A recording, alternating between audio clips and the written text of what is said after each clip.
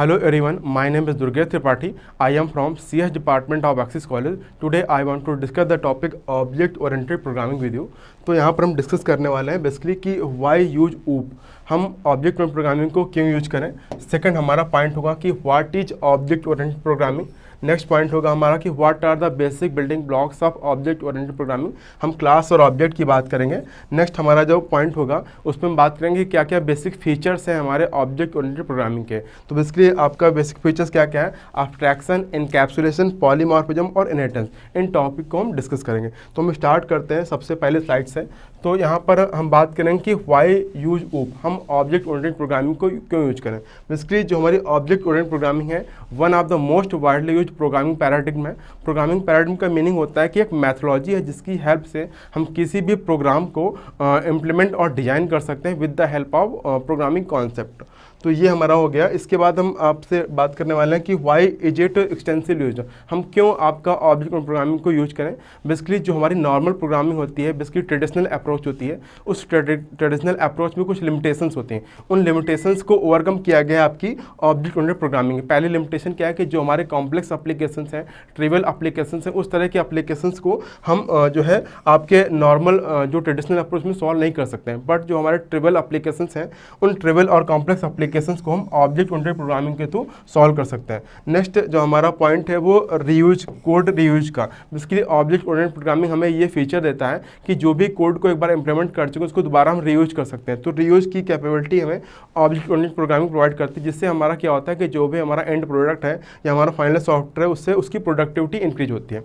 Next point आपका है कि न्यू फीचर। बेसिकली अगर मान लीजिए कोई एग्जिस्टिंग सॉफ्टवेयर है उसमें हमें किसी नए फीचर को ऐड करना है तो ऑब्जेक्ट ओरिएंटेड प्रोग्रामिंग की हेल्प से हम इजीली इस फीचर न्यू फीचर को इंप्लीमेंट कर सकते हैं। ये भी हमारा ये भी एक आपका टेक्निक है। नेक्स्ट आपका पॉइंट है कि reduced production cost and maintenance cost. Basically जब हमारी प्रोडक्टिविटी इंक्रीज होगी उसके इसमें क्या होगा कि हम अगर ऊप के जो बेनिफिट्स हैं उनकी हेल्प से अपने प्रोग्राम को डेवलप करेंगे, अपने सॉफ्टवेयर को डेवलप करेंगे, तो वहाँ पर जो भी हमारी मेंटेनेंस कास्ट है और जो हमारी रिप्रोडक्शन कास्ट वो क्या होगी, रिड्यूस होगी। तो इन फैक्टर की वजह से हम ऑब्जेक्ट प्रोग्रामिंग को यूज करना हमारे लिए बेनिफिशियल है। और हम बात करें कि कौन कौन सी प्रोग्रामिंग लैंग्वेज हमारी डिपेंड है ऑब्जेक्ट ओरिएंटेड प्रोग्रामिंग पे। तो बेसिकली C++ हो गया आपका, C# हो गया और जावा, ये हमारी प्रोग्रामिंग लैंग्वेजेस है जो आपकी ऑब्जेक्ट ओरिएंटेड प्रोग्रामिंग पे डिपेंड है। हम नेक्स्ट स्लाइड में बात करेंगे। तो इस स्लाइड में हम डिस्कस करने वाले हैं कि ऑब्जेक्ट ओरिएंटेड प्रोग्रामिंग क्या होती है, ऊप क्या होता है। बेसिकली तो हमारी ऑब्जेक्ट ओरिएंटेड प्रोग्रामिंग का एक अप्रोच है, कंप्यूटर प्रोग्रामिंग अप्रोच है, जो बेसिकली क्लास और ऑब्जेक्ट के कॉन्सेप्ट पे डिपेंड है। हमारा ऑब्जेक्ट क्या होता है, object anything which is exist in real world. हमारे रियल वर्ल्ड में जो भी एग्जिस्ट कर रहा है वो क्लास हमारे ऑब्जेक्ट से बिलोंग करता है। तो जो भी ऑब्जेक्ट होते हैं हमारे, हर ऑब्जेक्ट को डेटा और कोड को कंटेंट करता है। डेटा को कंटेंट करने का मतलब जो भी हमारे ऑब्जेक्ट की प्रॉपर्टी होती है, हमारे ऑब्जेक्ट के बिहेवियर्स होते हैं, वो बेसिकली डेटा और कोड के फॉर्म में बिलोंग होते हैं। जो भी हमारे ऑब्जेक्ट की प्रॉपर्टी या एट्रीब्यूट्स हैं इनको हम डेटा के फॉर्म में रिलेट करते हैं, और जो भी हमारे ऑब्जेक्ट के प्रोसीजर्स हैं या आपके बिहेवियर्स हैं उनको हम जो है कोड के फॉर्म में रिलेट करते हैं।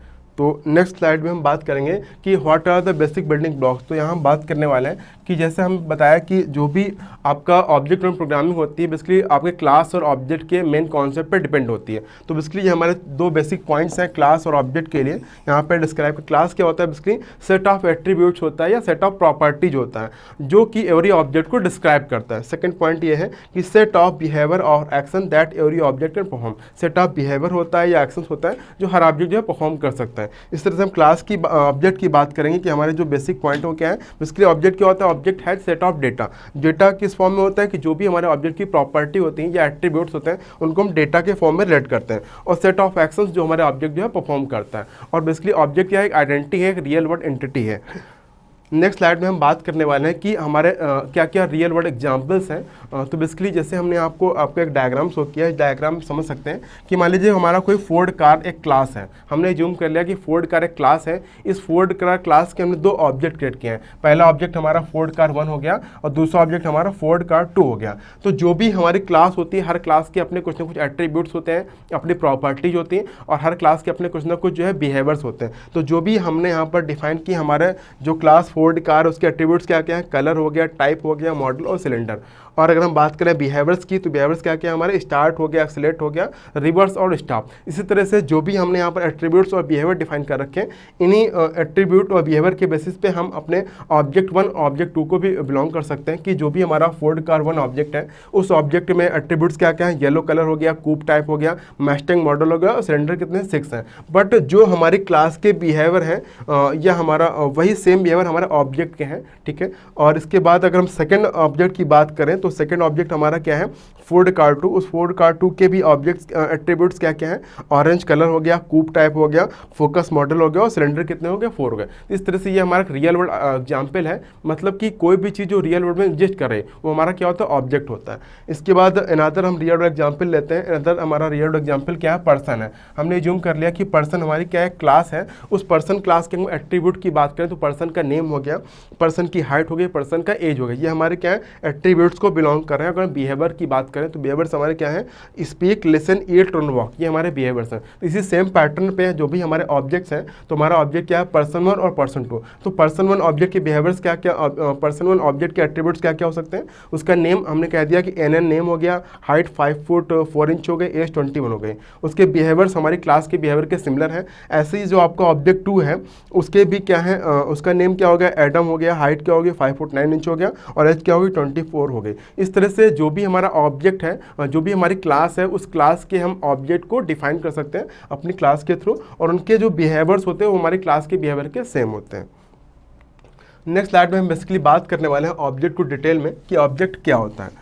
तो जैसे मैंने आपको बताया कि जो भी हमारे रियल वर्ल्ड में एग्जिस्ट कर रहा है, कोई भी चीज़ जो रियल वर्ल्ड में एग्जिस्ट कर रही है वो हमारा किससे बिलोंग करती है, ऑब्जेक्ट से। तो यहाँ पर जो पहला पॉइंट है कि an object is a real world entity, N object is a real world entity that has state exhibits some well defined behavior and has unique identity।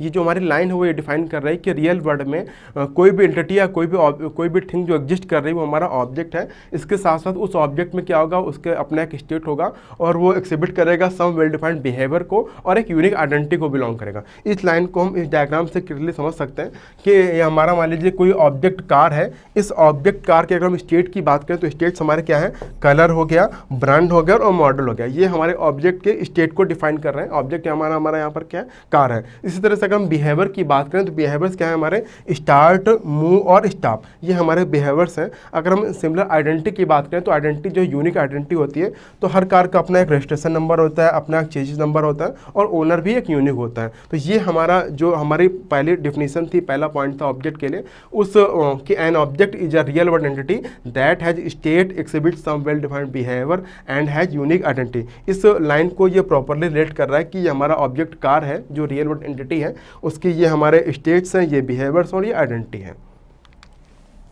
अगर हम नेक्स्ट पॉइंट की ओर मूव करते हैं तो जैसे यहाँ पर डिस्क्राइब किया गया, the structure and behaviour of similar objects are defined in their common class. तो जो भी हमारी क्लास के सिमिलर स्ट्रक्चर होते हैं, सिमिलर बिहेवियर, तो उनको एक कॉमन क्लास में हम रिलेट करते हैं। और बेसिकली ऑब्जेक्ट क्या होता है, एक इंस्टेंस होता है क्लास का। जो भी हमारा ऑब्जेक्ट है वो एक क्लास का एक इंस्टेंस होता है, इंस्टेंस ऑफ ए क्लास होता है और एक physical reality of the program को रिलेट करता है। जैसे यहाँ पे हमने डिस्क्राइब किया कि जो भी हमारे ऑब्जेक्ट होते हैं, हर ऑब्जेक्ट की अपनी कुछ कुछ प्रॉपर्टी होती है या एट्रीब्यूट्स होते हैं। उन प्रॉपर्टी को हम जो है एट्रीब्यूट्स के फॉर्म में भी करते हैं और यही सेम कॉन्सेप्ट जो आपका प्रॉपर्टी और ऑब्जेक्ट है, अगर प्रोग्रामिंग के फॉर्म में रिलेट करेंगे तो ये हमारा क्या हो जाएगा, डेटा पार्ट हो जाएगा। सेकंड, जो हमारे ऑब्जेक्ट की बिहेवियर्स होते हैं, उन बिहेवियर्स को हम अगर प्रोग्रामिंग के फॉर्म में इंप्लीमेंट करें तो हमारे मेथड्स के रूप में वर्क करेंगे। यानी जो आपका प्रॉपर्टी या एट्रीब्यूट्स होती है, प्रॉपर्टी एट्रीब्यूट आपका डेटा फॉर्म में वर्क करता है, वेरिएबल के फॉर्म में वर्क करता है हमारे प्रोग्रामिंग में, और जो भी हमारे बिहेवियर्स होते हैं वो बिहेवियर्स हमारे जो है मेथड के फॉर्म में वर्क करते हैं हमारे प्रोग्रामिंग में।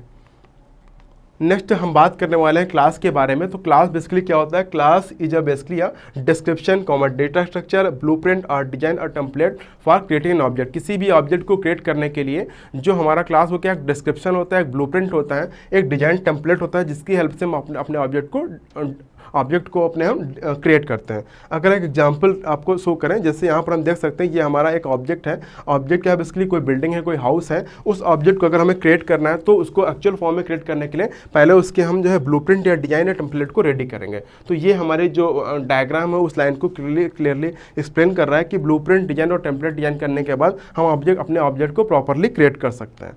नेक्स्ट जैसे था कि a class is a program design time entity, basically जो हमारी क्लास होती है वो क्या होती है, एक डिजाइन टाइम एंटिटी होती है, और जो ऑब्जेक्ट होता है हमारा क्या होता है, रन टाइम एंटिटी होता है। यानी ऑब्जेक्ट जो है रन टाइम एंटिटी होता है, और आपका जो आपका क्लास है वो क्या होता है, डिजाइन टाइम एंटिटी होता है। और जो भी हमारी क्लास होती हैं उनको क्या करते हैं, एक सेट ऑफ ऑब्जेक्ट्स को रिलेट करते हैं, जिसमें क्या होता है, कॉमन स्ट्रक्चर और कॉमन बिहेवियर्स होते हैं। ये हमारा क्या अनेदर अगेन एक हमारा क्लास हो गई, कार हो गई, उस क्लास कार के हमने ऑब्जेक्ट्स क्रिएट किए हैं। हमारा ऑब्जेक्ट क्या क्या है, मर्सिडीज, BMW और आपका ऑडी। तो इस डायग्राम से हम क्लियरली समझ सकते हैं कि जो भी हमारे ऑब्जेक्ट्स हैं ये हमारे क्या है, सेट ऑफ ऑब्जेक्ट्स हैं। इन सेट ऑफ ऑब्जेक्ट्स का जो कॉमन स्ट्रक्चर है, ये कॉमन बिहेवियर है, उनको हम एक क्लास के फॉर्म में रिलेट कर सकते हैं।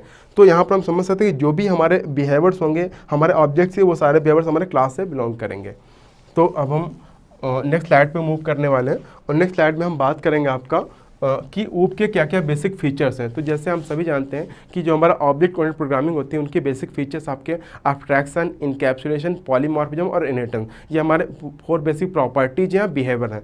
तो हम स्टार्ट करेंगे, जैसे हम सभी जानते हैं कि जो हमारा इनकैप्सुलेशन होता है वो डेटा सिक्योरिटी को प्रोवाइड करता है, पॉलीमॉर्फिज्म हमारा कोड रीयूजेबिलिटी को प्रोवाइड करता है, इनहेरिटेंस अगेन कोड रीयूजेबिलिटी को प्रोवाइड करता है, एंड एब्स्ट्रैक्शन क्या करता है, हाइड्स कॉम्प्लेक्सिटी, हमारे प्रोग्राम की कॉम्प्लेक्सिटी को हाइड करता है। तो इस तरह से हम वन बाय वन डिस्कस करेंगे एक एक प्रॉपर्टी को, कि कौन सी प्रॉपर्टी का क्या रोल है हमारे इस ऑब्जेक्ट ओरिएंटेड प्रोग्रामिंग में। तो बेसिकली हमारा पहला प्रॉपर्टी क्या है, एब्स्ट्रैक्शन। एब्स्ट्रैक्शन आपका ऑब्जेक्ट ओरिएंटेड प्रोग्रामिंग का एक बेसिक फीचर है। बेसिकली हमारा एब्स्ट्रैक्शन क्या करता है कि जो हमारी इसेंशियल थिंग्स होती हैं उन इसेंशियल थिंग्स को शो करता है, और जो हमारी नॉन इसेंशियल थिंग्स होती हैं नॉन इसेंशियल थिंग को हाइड करता है। जैसे हम क्लियरली समझ सकते हैं, लाइन में क्या लिखा हुआ, hide non essential features and showing the essential features. मान लीजिए कोई भी हमारा ऑब्जेक्ट है, उस ऑब्जेक्ट की जो भी इसेंशियल फीचर्स हैं उनको शो करना, और जो नॉन इसेंशियल फीचर उनको हाइड करना, ये जो प्रॉपर्टी है वो आपका एब्स्ट्रैक्शन बिलोंग करता है। फिर अगला पॉइंट है कि hiding unnecessary data from the users details is called abstraction. तो इस चीज़ को और हम अच्छे से समझ सकते हैं इस रियल लाइफ एग्जांपल से।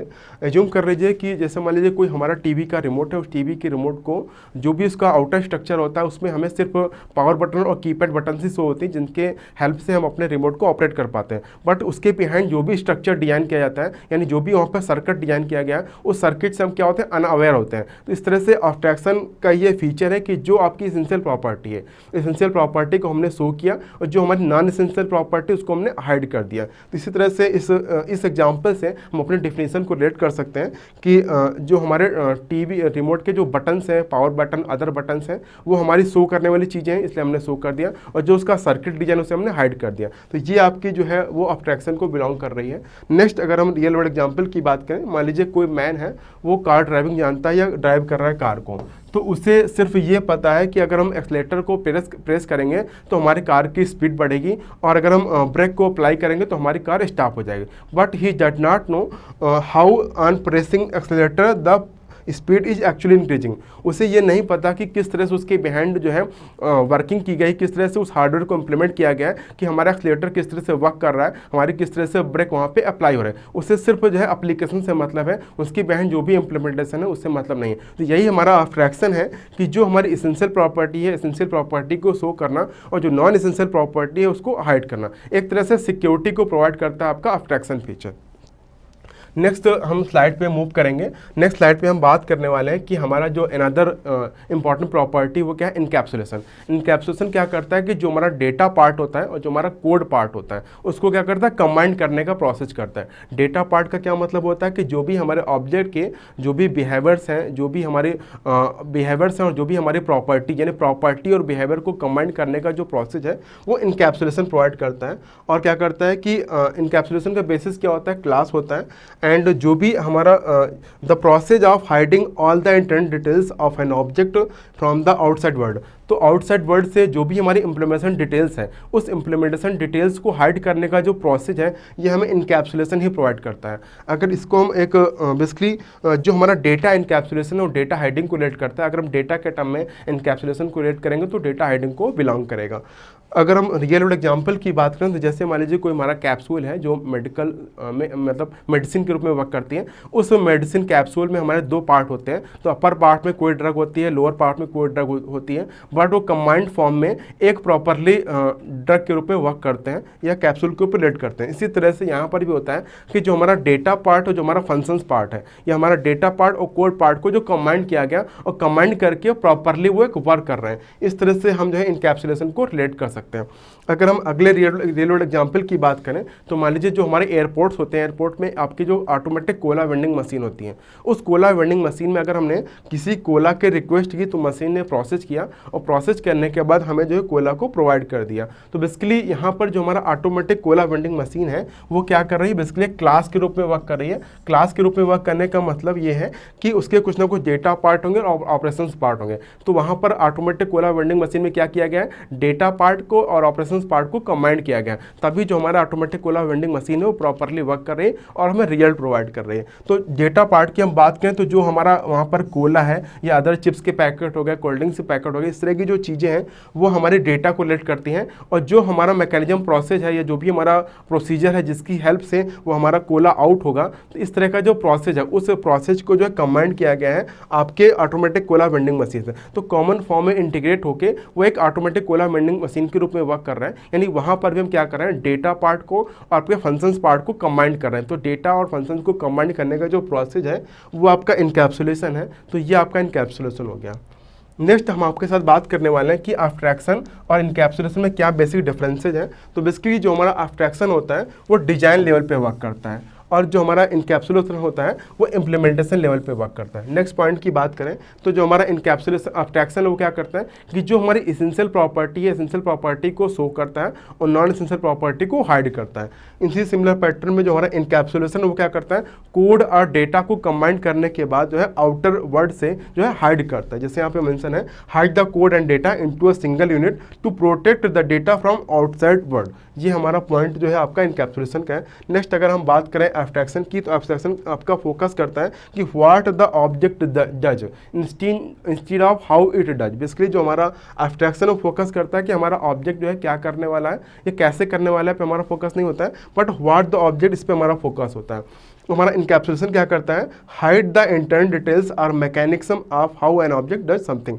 तो बेसिकली जो भी हमारे इंटरनल डिटेल्स हैं उन इंटरनल डिटेल्स को जो हाइड करने का प्रोसेस है वो इनकैप्सुलेशन प्रोवाइड करता है। अगर हम एक एग्जांपल सेलेक्ट करें तो मान लीजिए कोई हमारा मोबाइल फ़ोन हो गया, उस मोबाइल फ़ोन के जो भी कीपैड बटन्स होती हैं उन कीपैड बटन्स की हेल्प से अपने मोबाइल फ़ोन को ऑपरेट करते हैं और जो हमारी डिस्प्ले स्क्रीन होती है वो हमें शो होती है। इस तरह से जो आपका आउटर स्ट्रक्चर है यानी आपका जो शो करने वाला पार्ट है वो हमें शो किया गया और उसके बिहाइंड जो भी सर्किट डिजाइन है उससे हम अनअवेयर होते हैं। तो अगेन आपका एब्स्ट्रैक्शन क्या कर रहा है कि आपका जो एसेंशियल थिंग्स है एसेंशियल थिंग को शो कर रहा है और नॉन एसेंशियल थिंग को क्या कर रहा है, हाइड कर रहा है। अगर इसी एग्जांपल को हम इनकैप्सुलेशन से रिलेट करें तो यहाँ पर क्या है कि जो भी आपकी कीपैड बटन्स हैं और जो भी आपका डिस्प्ले स्क्रीन है उनको किस तरह से जो है एक सर्किट के रूप में कनेक्ट किया गया है जिससे वो प्रॉपरली वर्क कर रहे हैं और ये जो इम्प्लीमेंटेशन डिटेल्स है वो यूजर से क्या किया गया, हाइड की गई, आउटसाइड वर्ल्ड से हाइड की गई। तो इस तरह का जो आपका इनकैप्सुलेशन है वो आपका डेटा और इनकैप्सुलेशन क्या करता है, डेटा और आपका फंक्शन को कंबाइन करता है। हम नेक्स्ट स्लाइड में बात करने वाले हैं आपका जो हमारा इनहेरिटेंस के बारे में। इनहेरिटेंस भी हमारे एक इंपॉर्टेंट प्रॉपर्टी है और बेसिकली इनहेरिटेंस क्या करती है, हमें कोड रियूजेबिलिटी के फीचर को प्रोवाइड करती है। तो जैसे यहाँ पर आपको मेंशन है पहले पॉइंट में कि inheritance the process of by which objects of one class acquire the properties of object of another class. कि जो भी हमारा एक ऑब्जेक्ट है उस ऑब्जेक्ट की जो भी प्रॉपर्टी है उस प्रॉपर्टी को जो हमारा दूसरा ऑब्जेक्ट है वो एक्वायर करे। इस तरह का जो फीचर है वो आपका इनहेरिटेंस होता है। तो हम समझ सकते हैं जैसे मान लीजिए कि चाइल्ड और पेरेंट का रिलेशनशिप है, तो जो भी फीचर हमारे पेरेंट के होते हैं, हमारे फादर के होते हैं, वो चाइल्ड एक्वायर करता है। तो ये हमारा हो गया इनहेरिटेंस। तो बेसिकली जो भी हमारा जो है डिराइव करने वाली क्लास है या जिसके भी फीचर हमने डिराइव किए हैं, मतलब कहने का the class that inherit properties from another class. तो जिस क्लास से हम अपनी प्रॉपर्टी को इनहेरिट कर रहे हैं वो हमारी क्या होती है, सब क्लास होती है, चाइल्ड क्लास होती है, डिराइव क्लास होती है। दूसरी हमारी क्या होती है, सुपर क्लास होती है। सुपर क्लास क्या होती है, the class whose properties are inherit by sub class. तो सब क्लास जिस क्लास की प्रॉपर्टी को इनहेरिट करता है वो हमारी क्या होती है, सुपर क्लास और बेस क्लास और पेरेंट क्लास। तो इस तरह से हमारा जो इनहेरिटेंस है वो सब क्लास और सुपर क्लास में डिवाइड होता है। और अगर हम रियल लाइफ एग्जाम्पल से उसको हम रिलेट करें तो जैसे हमारा चाइल्ड और पेरेंट का जो रिलेशनशिप है कि जो भी प्रॉपर्टीज हैं फादर की वो सारी प्रॉपर्टी सन जो है एक्वायर करता है। जैसे यहाँ पर आपको डिस्क्राइब किया गया है कि son I am base class and again जो चाइल्ड रिप्लाई कर रहा है dad I am derive class. तो बेसिकली जो हमारा बेस क्लास है, बेस क्लास के जो भी प्रॉपर्टी हैं उस प्रॉपर्टी को कौन एक्वायर कर रहा है, आपका चाइल्ड क्लास एक्वायर कर रहा है। तो इस तरह से ये आपका बेस क्लास हो गया और ये आपका डिराइव्ड क्लास हो गया, ये आपकी सुपर क्लास हो गई, ये आपका सब क्लास हो गया। नेक्स्ट आपके साथ हम बात करने वाले हैं कि why and when to use inheritance. हम इनहेरिटेंस को क्यों यूज करें और कब यूज करें।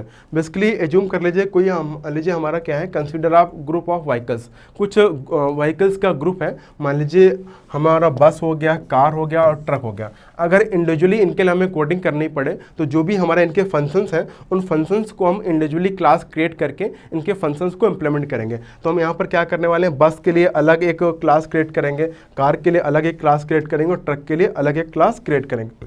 यहाँ पर हमारे मेथड्स क्या है, फ्यूल अमाउंट, कैपेसिटी और अप्लाई बैक्स। तो यहाँ पर क्या करना होगा कि अगर हम इनहेरिटेंस का यूज़ नहीं करेंगे तो जो भी हमारे फंक्शंस हैं हम अपने अलग अलग क्लास के लिए अलग अलग क्लास के लिए हर फंक्शन को जो है सेम टाइम जो है इम्प्लीमेंट कर रहे हैं। तो यहाँ पर क्या होगा, कोड की डुप्लीकेसी होगी, कोड जो रिपीटेड होगा। तो यहाँ पर हम क्या करना है, जैसे बस क्लास के लिए हमने एक बार कोडिंग की, अगेन क्लास कार के लिए एक बार कोडिंग की, ट्रक क्लास के लिए एक बार कोडिंग की। तो यहाँ पर जो भी हमारे फंक्शंस हैं, फ्यूल अमाउंट, कैपेसिटी और अप्लाई बैक्स, ये सारे फंक्शंस की जो कोडिंग है वो सेम टाइम जो है रिपीट हो रही है अलग अलग क्लास के लिए। तो इस तरह की लिमिटेशन को या इस तरह के प्रॉब्लम से ओवरकम होने के लिए, रिडंडेंसी को रिमूव करने के लिए हम यहाँ पर इनहेरिटेंस के कॉन्सेप्ट को अप्लाई कर सकते हैं। किस तरह से अप्लाई कर सकते हैं, अगर मान लीजिए जैसे आपको मैंने बताया कि जो हमारा ये जो प्रोसेस डुप्लीकेशन को बिलोंग कर रहा है, तो अगर हम क्या करें कि एक व्हीकल क्लास क्रिएट कर दें और व्हीकल क्लास क्रिएट करने के बाद जो भी हमारे फंक्शंस थे, हमारा फ्यूल अमाउंट, कैपेसिटी और अप्लाई बैक्स, इन अपने फंक्शंस को अगर हम व्हीकल क्लास में कंबाइन कर दें तो कंबाइन करने के बाद जो हमारी अनदर क्लासेस थी, बस क्लास और आपकी क्लास कार क्लास और ट्रक क्लास, तो हम क्या करेंगे कि हमने व्हीकल क्लास क्रिएट करने के बाद अपने फंक्शंस को व्हीकल क्लास में बिलोंग कर दिया और इसके साथ जो भी हमारी अदर क्लासेस थी, हमारा बस, कार और ट्रक, इन क्लासेस को हम जो है इनहेरिट कर सकते हैं, यानी कि प्रॉपर्टी को अपनी व्हीकल क्लास से इनहेरिट कर सकते हैं। तो इस तरह से क्या होगा कि जो भी हमारे फंक्शंस हैं हमारे व्हीकल क्लास के, उन फंक्शंस को जो हमारे बस, कार, ट्रक, ये हमारी क्लासेज हैं वो एक्वायर कर सकते हैं। तो यहाँ पर जो हमारा व्हीकल है वो बेस क्लास के रूप में वर्क करेगा और जो हमारा बस और कार और ट्रक है ये हमारा डिराइव्ड क्लास, ये सब क्लास के रूप में वर्क करेगा। तो जो भी इनकी फंक्शंस हैं या प्रॉपर्टी, उन प्रॉपर्टी या फंक्शंस को हम अपने डिराइव्ड क्लास में यूज कर सकते हैं। इस तरह से हम इनहेरिटेंस की हेल्प से हम जो है डुप्लीकेसी को रिमूव कर सकते हैं, यानी रिपीटेड डेटा हमारा क्या करेगा, एरर को इम्प्रूव करेगा। तो हम एरर से ओवरकम हो सकते हैं या डुप्लीकेशन को रिमूव कर सकते हैं। नेक्स्ट हम बात करने वाले हैं कि टाइप्स ऑफ इनहेरिटेंस की बात करेंगे। तो बेसिकली C++ में आपका हमने 5 टाइप्स में डिवाइड कर रखा है। आपका सिंगल इनहेरिटेंस हो गया, मल्टीपल इनहेरिटेंस हो गया, मल्टी लेवल इनहेरिटेंस हो गया, हायरार्किकल इनहेरिटेंस हो गया और हाइब्रिड इनहेरिटेंस हो गया। तो वन बाय वन हम डिस्कस करेंगे। अगर हम आपसे कहें कि मान लीजिए क्लास ए और क्लास बी है, तो क्लास बी की जो भी प्रॉपर्टीज़ हैं, क्लास बी की जो भी प्रॉपर्टीज़ हैं, अगर उन सारी प्रॉपर्टी को क्लास ए एक्वायर कर ले तो यहाँ पर क्या होगा, सिंगल लेवल इनहेरिटेंस होगा। मतलब कि क्या हो गया, तो वहाँ पर क्लास बी जो है बेस क्लास के रूप में वर्क करेगी और क्लास ए आपका डिराइव्ड क्लास के रूप में वर्क करेगा। क्लास बी के सारे प्रॉपर्टी और फंक्शन को कौन रिलेट कर रहा है, क्लास ए रिलेट कर रहा है। यानी एक लेवल की बात हो रही तो हमारा सिंगल लेवल इनहेरिटेंस हो गया। अगर इसी को हम एक लेवल और एक्सटेंड कर दें तो हमारा क्या हो जाएगा, मल्टी लेवल इनहेरिटेंस हो जाएगा। मान लीजिए कि जो आपका क्लास बी की जो भी प्रॉपर्टी है उसको क्लास ए एक्वायर कर रहा है और क्लास सी की सारी प्रॉपर्टी को क्लास बी एक्वायर कर रहा है। तो यहाँ पर 2 लेवल की बात हो गई तो हमारा क्या हो गया, मल्टी लेवल इनहेरिटेंस हो गया। तो यहाँ पर देखिए आपका बेस क्लास सी भी एक बेस क्लास है, क्लास बी भी आपकी एक बेस क्लास है और क्लास ए क्या है, डिराइव्ड क्लास है। बेसिकली जब हमने क्लास बी से ए को डिराइव किया तो हमारी क्लास ए डिराइव्ड क्लास हो गई और क्लास ए के लिए क्लास बी क्या होगी, बेस क्लास 1 होगी। अगेन क्लास सी क्या है आपकी, क्लास सी जो है क्लास बी के लिए बेस क्लास हो गई, ये इसके लिए क्या हो गई, डिराइव्ड क्लास हो गई। तो इस तरह से हम मल्टी लेवल इनहेरिटेंस को भी समझ सकते हैं। नेक्स्ट अगर हम बात करें आपसे मल्टीपल और हायरार्किकल और हाइब्रिड की, तो बेसिकली मल्टीपल इनहेरिटेंस क्या होता है। मल्टीपल इनहेरिटेंस के केस में आपका जैसे मान लीजिए ये हमारा जो डायग्राम है ये मल्टीपल इनहेरिटेंस को रिलेट कर रहा है। इस केस में क्या होता है कि मोर देन वन आपकी जो है डिराइव्ड बेस क्लास होती हैं और मोर देन वन बेस क्लास से हम क्या करते हैं, एक सिंगल क्लास को डिराइव कर सकते हैं। जैसे यहाँ पर मान लीजिए क्लास सी है और क्लास बी है, तो क्लास बी और क्लास सी हमारी बेस क्लासेस हैं। इन 2 बेस क्लासेस से अगर हम एक क्लास डी को डिराइव करें तो ये हमारा क्या हो जाएगा, मल्टीपल इनहेरिटेंस। यानी क्लास बी और क्लास सी की जो भी प्रॉपर्टी हैं उन प्रॉपर्टीज़ को क्लास डी क्या कर रहा है, यूज कर रहा है। तो इस तरह से हमारा मल्टीपल इनहेरिटेंस हो गया। अगेन अगर हम हायरार्किकल की बात करें तो हायरार्किकल आपका मल्टीपल का अपोजिट होता है। यहाँ पर क्या होता है कि आपकी एक बेस क्लास होती है। हायरार्किकल के केस में क्या होता है, एक आपकी बेस क्लास होती है, सिंगल बेस क्लास से हम क्या करते हैं, मोर देन वन क्लास को डिराइव करते हैं। जैसे ये आपका डायग्राम हो गया, यहाँ पर आपकी क्लास बी क्या है, एक बेस क्लास के रूप में वर्क कर रही है। उस क्लास बी बेस क्लास से हमने क्लास सी और क्लास डी को डिराइव किया, तो ये हमारी क्या है, डिराइव्ड क्लास है, और ये हमारी क्या है, बेस क्लास है। तो अगर हम एक बेस क्लास का यूज कर रहे हैं और सिंगल बेस क्लास से मोर देन वन क्लास को डिराइव कर रहे हैं, तो ये हमारा हायरार्किकल इनहेरिटेंस होता है। अगर हम मोर देन वन बेस क्लास से सिंगल क्लास को डिराइव कर रहे हैं, तो ये हमारा क्या होता है, मल्टीपल इनहेरिटेंस होता है। अगेन हम सिंगल इनहेरिटेंस को समझ चुके हैं। अगर हम सिंगल, मल्टीपल और आपका हायरार्किकल इन फीचर्स को कमेंट कर दें या इन टाइप्स को कमेंट कर दें, तो वो हमारा क्या हो जाएगा, हाइब्रिड इनहेरिटेंस। यानी जो कंप्लीट स्ट्रक्चर है, ये कंप्लीट पूरा स्ट्रक्चर हमारा किसके रूप में वर्क करेगा, ये हमारा हाइब्रिड इनहेरिटेंस के रूप में वर्क करेगा। यानी हमने क्या किया, जो भी हमारे टाइप्स हैं उन टाइप्स को हमने मिक्स कर दिया, वो हमारा क्या हो गया, हाइब्रिड इनहेरिटेंस। इस तरह से हम टाइप्स को समझ सकते हैं। नेक्स्ट हम आपके साथ बात करने वाले हैं कि पॉलीमॉर्फिज्म के बारे में। पॉलीमॉर्फिज्म भी आपकी एक इंपॉर्टेंट प्रॉपर्टी है। इस इंपॉर्टेंट प्रॉपर्टी को हम समझते हैं। पॉलीमॉर्फिज्म जैसा नेम से क्लियर है, पॉली मतलब क्या होता है, मल्टीपल। पॉली मीन्स क्या होता है, मल्टीपल। मॉर्फिज्म मतलब क्या होता है, उसके फॉर्म्स, यानी सेम चीज़ को, एक ही ऑब्जेक्ट के ऑब्जेक्ट के पॉइंट को मल्टीपल फॉर्म्स में रिप्रेजेंट करना। मॉर्फिज्म मतलब उसके मल्टीपल फॉर्म्स में रिप्रेजेंट करना, ये होता है हमारा पॉलीमॉर्फिज्म। अगर हम रिलेट करें तो क्या होता है, ability to take more than one form. Polymorphism क्या होता है, ability to take more than one form. It refers to the ability of two और more objects belonging to different classes to respond exactly to the same message. यहाँ पर क्या होगा कि हम एक ही चीज़ को मल्टीपल फॉर्म्स में रिप्रेजेंट करेंगे। जैसे मान लीजिए, अगर हम आपको एक एग्जाम्पल सेलेक्ट करें, तो मान लीजिए हमारा प्लस साइन है, अगर उस प्लस साइन को अगर हम इंटीजर के साथ लेके चल रहे हैं और वो हमारा वहाँ पे वर्क करेगा, तो क्या करेगा, नंबर्स को ऐड करेगा। अगेन अगर हम उसी प्लस साइन को स्ट्रिंग के साथ ले लें, तो वो हमारा प्लस साइन क्या करेगा, स्ट्रिंग को कनकैटिनेट करेगा। तो यहाँ पर आप समझ सकते हैं कि सेम प्लस ऑपरेटर आपका टू वे पे बिहेव कर रहा है। एक आपका वो स्ट्रिंग को कनकैटिनेट कर रहा है और दूसरा क्या कर रहा है, हमारे नंबर्स को ऐड कर रहा है, इंटीजर्स को ऐड कर रहा है। तो इस तरह से हम समझ सकते हैं कि पॉलीमॉर्फिज्म को कि an operation may exhibit different behaviors in different instances. The behavior depends upon the types of data used in the operation. तो इस तरह से हम पॉलीमॉर्फिज्म को समझ सकते हैं कि मल्टीपल फॉर्म्स में रिप्रेजेंट करने का जो प्रोसेस है वो हमारा पॉलीमॉर्फिज्म होता है। अगर इसको हम एक रियल लाइफ एग्जांपल से आपको रिलेट करें, मान लीजिए कोई पर्सन है, वो पर्सन अगर मान लीजिए कि अपने होम में है, तो क्या करेगा, वो फादर के रूप में बिहेव करेगा या हस्बैंड के रूप में बिहेव कर सकता है। वही सेम पर्सन अगर ऑफिस में है तो एम्प्लॉय के रूप में बिहेव करेगा। वही सेम पर्सन अगर आप रेलवे स्टेशन में है तो क्या होगा, वो ट्रैवलर के रूप में बिहेव करेगा। वही सेम पर्सन अगर मार्केट में है तो कस्टमर के रूप में बिहेव करेगा। इस तरह से हम समझ सकते हैं कि यहाँ पर एक ही पर्सन है, एक ही ऑब्जेक्ट है, वो मल्टीपल वे पे बिहेव कर रहे हैं। यानी मल्टीपल फॉर्म्स में जो रिप्रेजेंट करने का प्रोसेस है वो हमारा क्या होता है, पॉलीमॉर्फिज्म होता है। A person at the same time can have different characteristics या प्रॉपर्टीज। नेक्स्ट हम बात करने वाले हैं कि अगर हम C++ में टाइप्स की बात करें कि पॉलीमॉर्फिज्म को हम कितने टाइप्स में डिवाइड कर सकते हैं, तो बेसिकली जो हमारा पॉलीमॉर्फिज्म उसको हम टू टाइप्स में डिवाइड कर सकते हैं। पहला हमारा होता है कंपाइल टाइम पॉलीमॉर्फिज्म, दूसरा होता है हमारा रन टाइम पॉलीमॉर्फिज्म। तो कंपाइल टाइम पॉलीमॉर्फिज्म को हम फंक्शन ओवरलोडिंग और ऑपरेटर ओवरलोडिंग से इंप्लीमेंट कर सकते हैं, एंड रन टाइम पॉलीमॉर्फिज्म को हम वर्चुअल फंक्शन से इंप्लीमेंट कर सकते हैं। तो ये हमारे टाइप्स हो गए जिस तरह से हम C++ प्रोग्रामिंग में उनको इंप्लीमेंट करते हैं।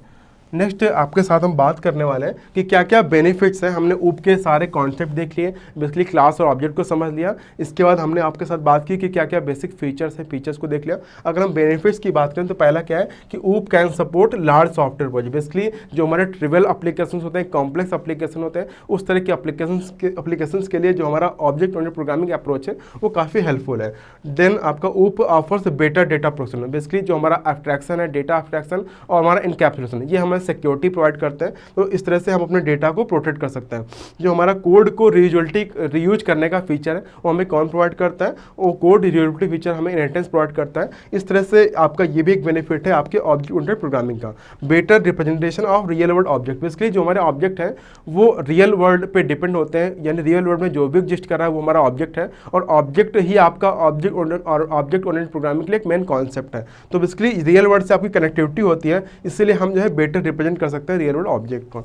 नेक्स्ट पॉइंट आपका है कि बेटर सॉफ्टवेयर मेंटेनेंस। तो यहाँ पर क्या है कि हमारी मेंटेनेंस कास्ट और हमारे डेवलपमेंट कास्ट रिड्यूस होती है, इस तरह से हम समझ सकते हैं कि ये भी हमारा एक बेनिफिट है। नेक्स्ट पॉइंट क्या है, इनहेंस सिक्योरिटी। तो हमारी सिक्योरिटी इनहेंस होती है यहाँ पर डेटा और फंक्शंस को कमांड करने की वजह से। एब्स्ट्रैक्शन में क्या होता है कि एसेंशियल प्रॉपर्टी को शो करते हैं, नॉन एसेंशियल प्रॉपर्टी को हाइड करते हैं, इस तरह से भी हमारा जो है डेटा जो सिक्योर होता है। और इजी कोड मॉडिफिकेशन, तो ये हमारे कुछ एडवांटेजेस हैं, कुछ हमारे बेनिफिट्स हैं ऑब्जेक्ट ओरिएंटेड प्रोग्रामिंग के। Thank you.